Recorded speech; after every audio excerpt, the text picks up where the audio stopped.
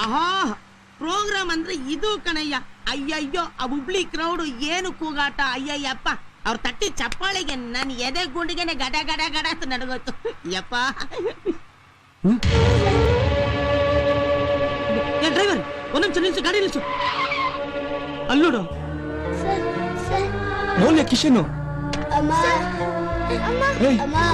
ಕಿಶನ್ ಮೌಲ್ಯ.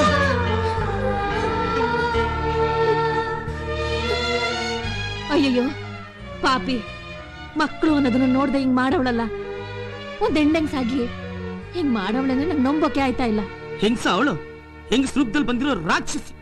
ಮಗ ಇದೊಡಪ್ಪ ಚಿನ್ನ ಮಾಡ್ಬಿಟ್ಟು ಒಂದ್ ಸ್ವಲ್ಪ ಊಟ ಮಾಡಿದ್ರಂತೆ. ಬೇಡಮ್ಮ, ಮಕ್ಳು ಊಟ ಮಾಡಿ ಎಷ್ಟ್ ದಿನ ಆಯ್ತು. ಮೊದ್ಲು ಊಟ ಮಾಡ್ಲಿ, ಆಮೇಲೆ ನಾನೇ ಸ್ನಾನ ಮಾಡಿಸಿ ಮಲಗಿಸ್ತೇನೆ. ಇದೊಳಪ್ಪ ಬಾ ಪುಟ್ಟ. ನಡಿ ನಡಿ.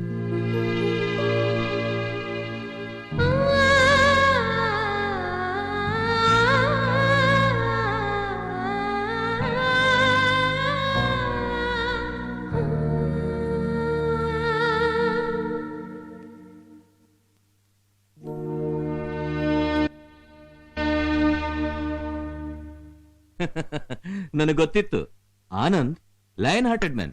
ಎಂತ ಪ್ರಾಬ್ಲಮ್ ಬಂದ್ರು ಈಸಿಯಾಗಿ ಸಾಲ್ವ್ ಮಾಡ್ಕೊಂಡ್ಬಿಡ್ತಾರೆ. ಈಗ ನೋಡಿ ಹೇಗ್ ಫಿನಿಕ್ಸ್ ತರ ಮತ್ತೆ ರೈಸ್ ಆಗ್ಬಿಟ್ರು. ಅಯ್ಯಯ್ಯಯ್ಯಯ್ಯೋ ಅದಕ್ಕೆ ಅಲ್ವೇ ನೀವೀಗ ಅಗ್ರಿಮೆಂಟ್ಗೆ ಸೈನ್ ಮಾಡಿಸ್ಕೊಳಕ್ ಬಂದ್ಬಿಟ್ಟಿರೋದು.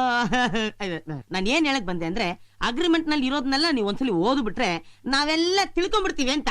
ಆಯ್ತು ಸರ್, ನಾವು ನಿಮಗೆ 1 ವರ್ಷಕ್ಕೆ 10 ಲಕ್ಷ ರೂಪಾಯಿ ರಾಯಲ್ಟಿ ಕೊಡ್ತೀವಿ. ಅದು ನೀವು ಹಾಡೋ ಹಾಡ್ಗೆ ನಾವು ಕೊಡ್ತಿರೋ ಪೇಮೆಂಟ್ ಅಲ್ಲ ಸರ್, ಎಕ್ಸ್ಟ್ರಾ ಮನಿ.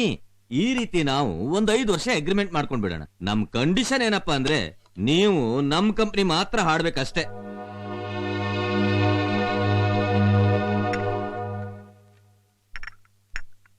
ಅಮ್ಮ 1 ನಿಮಿಷ ಬರ್ತೀರಾ? ಇನ್ನೇನ್ ಸರ್, ಅಗ್ರಿಮೆಂಟ್ ಸೈನ್ ಮಾಡ್ಬೋದಲ್ಲ?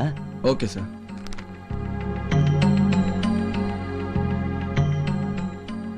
ಮಗ 1 ನಿಮಿಷ ತಡಿಯಪ್ಪ. ಇವತ್ತು ದಿನ ಚೆನ್ನಾಗಿಲ್ವಂತೆ, ಒಂದ್ ಒಳ್ಳೆ ದಿನ ನೋಡಿ ಒಪ್ಪಂದ ಮಾಡ್ಕೊಂಡ್ರಾಯ್ತು. ಆಯ್ತವ, ತಗೊಳ್ಳಿ ಸರ್.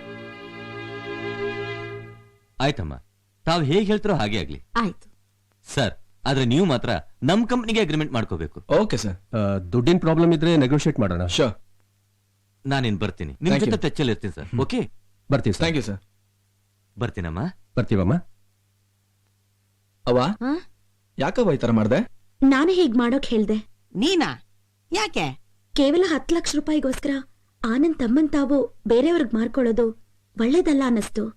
ಅದಕ್ಕೆ ಅಂದ್ರೆ ಈ ಅಗ್ರಿಮೆಂಟ್ ನಿಂದ ಆನಂದ್ ಆ ಕಂಪನಿ ಕಂಟ್ರೋಲ್ ನಲ್ಲಿ ಇರ್ತಾರೆ ಹೊರತು ಆ ಕಂಪನಿ ಇವ್ರ ಕಂಟ್ರೋಲ್ ನಲ್ಲಿ ಇರಲ್ಲ. ಇದ್ರಲ್ಲಿ ಆನಂದ್ ಬೇರೆ ಕಂಪನಿಗೆ ಹಾಡಬಾರ್ದು ಅಂತ ಕಂಡೀಷನ್ ಇದೆಯೇ ಹೊರತು ಆ ಕಂಪನಿ ಬೇರೆಯವ್ರಿಗೆ ಹಾಡಿಸಬಾರ್ದು ಅಂತ ಕಂಡೀಷನ್ ಇಲ್ವಲ್ಲ.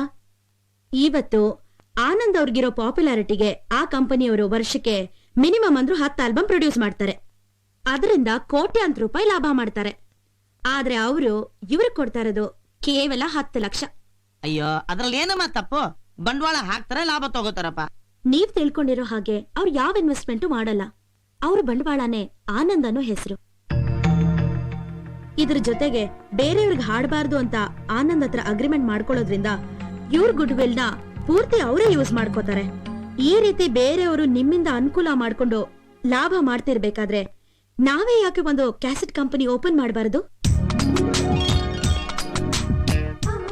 ಅವ್ವ, ಸಂಗೀತ ಹೇಳ್ತಾ ಇರೋದು ಸರಿಯಾಗಿದೆ ಕಣವ.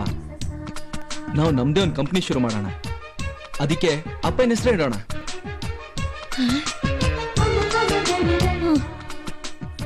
ಮಾಡೋಣ ಮಾಡೋಣ.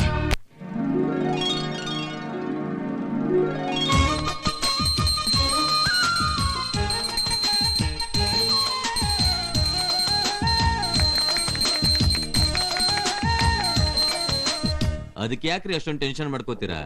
ಕಂಪನಿ ಶುರು ಮಾಡ್ಬಿಟ್ರೆ ಎಲ್ಲ ಆಗೋಯ್ತು ಅನ್ಕೊಂಡ್ಬಿಟ್ರ? ಕ್ಯಾಸೆಟ್ ಕಂಪನಿ ಡಿಸ್ಟ್ರಿಬ್ಯೂಷನ್ ಅಂದ್ರೆ ಮೈಕ್ ಹಿಡ್ಕೊಂಡು ಹಾಡು ಹೇಳ್ದಾಗೆ ಅನ್ಕೊಂಡ್ಬಿಟ್ಟಿದ್ದಾನೆ.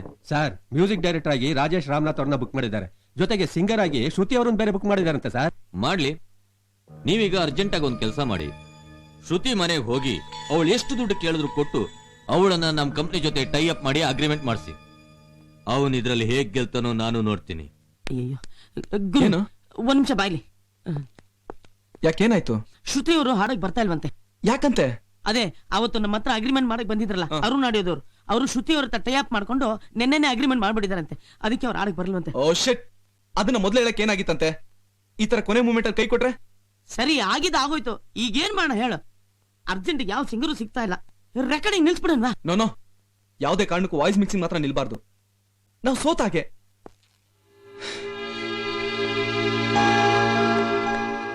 ಯಾಕೆ, ಏನಾಯ್ತು? ಪಾಲಿಟಿಕ್ಸ್ ಸ್ಟಾರ್ಟ್ ಆಯ್ತು. ಶ್ರುತಿ ನಮ್ಗೆ ಆಡ್ಬಾರ್ದು, ನಾವ್ ಇದ್ರಲ್ಲಿ ಗೆಲ್ಬಾರ್ದು ಅಂತ ನನ್ನ ಹತ್ರ ಟೈ ಅಪ್ ಮಾಡಕ್ ಬಂದಿರಲ್ಲ ಆ ಅರುಣ್ ಆಡಿಯೋಸ್ ಅವರು ಈಗ ಅವಳನ್ನ ಬ್ಲಾಕ್ ಮಾಡಿದ್ದಾರೆ. ಎಸ್ಟಾಬ್ಲಿಷ್ ಸಿಂಗರ್ ಅಂದ್ರೆ ತಾನೇ ಈ ರಾಜಕೀಯ. ಯಾವ್ದಾದ್ರೂ ಹೊಸ ವಾಯ್ಸ್ ಹಾಕೋಣ, ನಿಮ್ ಕಂಪ್ನಿಯಿಂದ ಹೊಸ ಸಿಂಗರ್ ಪರಿಚಯ ಮಾಡಿಸಾಗುತ್ತೆ. ಅದೇನೋ ಸರಿ ಸರ್, ಆದ್ರೆ ಈಗ ತಕ್ಷಣಕ್ಕೆ ಹೊಸ ವಾಯ್ಸ್ ಎಲ್ಲಿಂದ ತರೋದು? ನಮ್ ಸಂಗೀತನೇ ಹಾಡ್ ಹೇಳಿದ್ರೆ ಹೆಂಗೆ? ಅಯ್ಯಯ್ಯೋ, ನಾನಾ? ನಾನ್ ಹಾಡೋದು ಅಂದ್ರೆ ಯಾಕೆ ಆಗ್ಬಾರ್ದವ? ನೀನು ಆ ಮಕ್ಕಳನ್ನ ಮಲಗಿಸ್ಬೇಕಾದ್ರೆ ಹಾಡೇಳು ಮಲಗಿಸ್ತಾ ಇದ್ದದನ್ನ ನಾನೇ ನೋಡಿದೀನಿ. ನೀನ್ ಹಾಡೇಳದು ಇವ್ರಿಗೆ ಸರಿ ಆಗದೆ ಅಂತ ಅನ್ಸಿರೆ ಯಾಕೆ ಆಡ್ಬಾರ್ದು?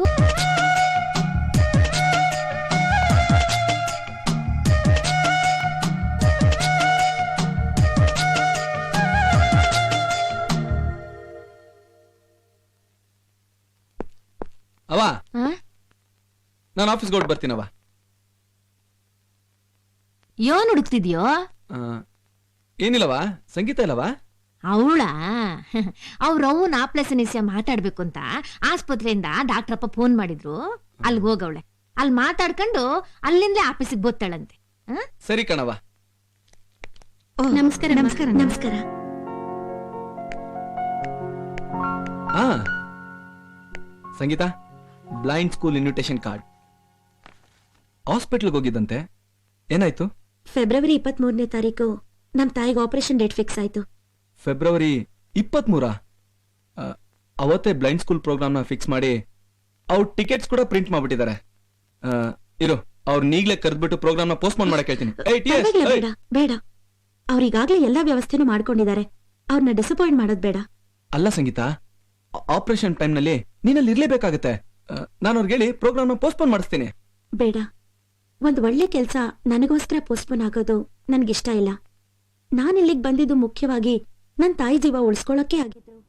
ನೀವೊಬ್ರು ಸಹಾಯಕ್ಕೆ ಅಂತ ಮಾಡ್ತಿರೋ ಒಳ್ಳೆ ಕೆಲ್ಸದಲ್ಲಿ ಭಾಗಿಯಾಗೋದು ನನ್ ಕರ್ತವ್ಯ. ಅದು ಅಲ್ದೆ ನನ್ ತಾಯಿ ಆಪರೇಷನ್ ಆದ್ಮೇಲೆ ನಾನು ಇಲ್ಲಿಗ್ ಬಂದ್ ಕೆಲ್ಸ ಮುಗಿಯತ್ತೆ. ನಾನು ಅವ್ರ ಜೊತೆ ಊರಿಗೆ ವಾಪಸ್ ಹೋಗ್ಬೇಕಾಗತ್ತೆ. ಅವ್ರ ಗುಣ ಆಗ್ಬೇಕು ಅಂದ್ರೆ ನಾನು ಅವ್ರ ಜೊತೆಲೇ ಇರ್ಬೇಕಾಗತ್ತೆ. ಅದಕ್ಕೆ ಆವತ್ತಿನ ಪ್ರೋಗ್ರಾಮ್ನಲ್ಲಿ ನಾನ್ ನಿಮ್ ಜೊತೆಲಿ ಹಾಡೋದು ನನಗ್ ಕೊನೆ ಅವಕಾಶ ಆಗಿರ್ಬೋದು. ಆಮೇಲೆ ನಾನು ಹಾಡೋದೇ ನಿಲ್ಲಿಸ್ಬಹುದು. ಅದಕ್ಕೆ ಈ ಅವಕಾಶನ ಕಳ್ಕೊಳಕ್ಕೆ ನನ್ಗಿಷ್ಟ ಇಲ್ಲ.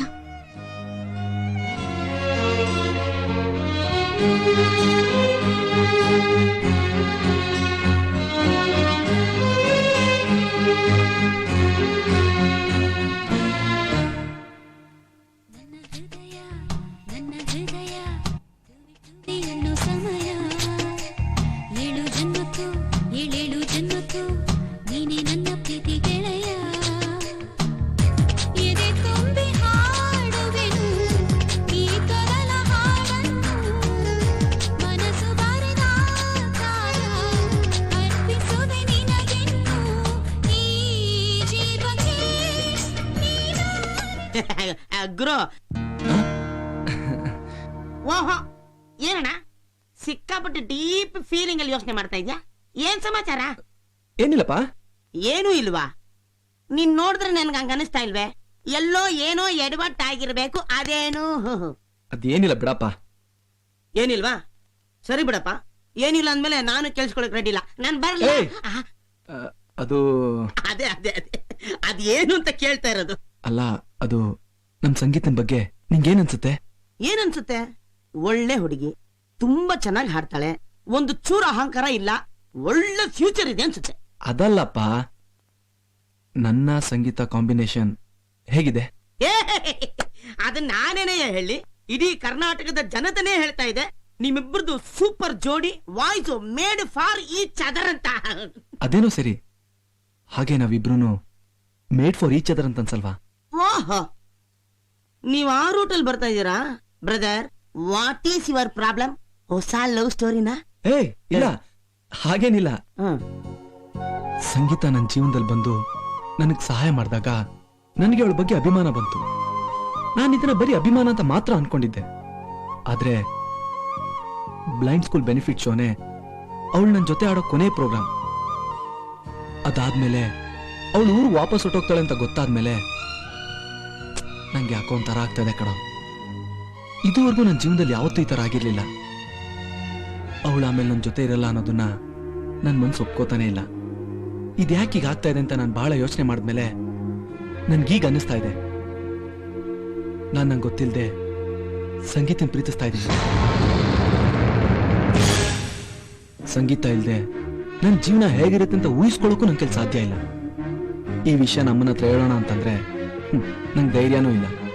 ಅದಕ್ಕೆ ನೀನೇ ಅಮ್ಮನ ಹತ್ರ ಮಾತಾಡಿ ನಾನು ಸಂಗೀತನ ಮದುವೆ ಮಾಡ್ಕೊಳಕ್ ಇಷ್ಟಪಡ್ತಾ ಇದ್ದೀನಿ ಅಂತ ಹೇಳ್ತೀಯಾ?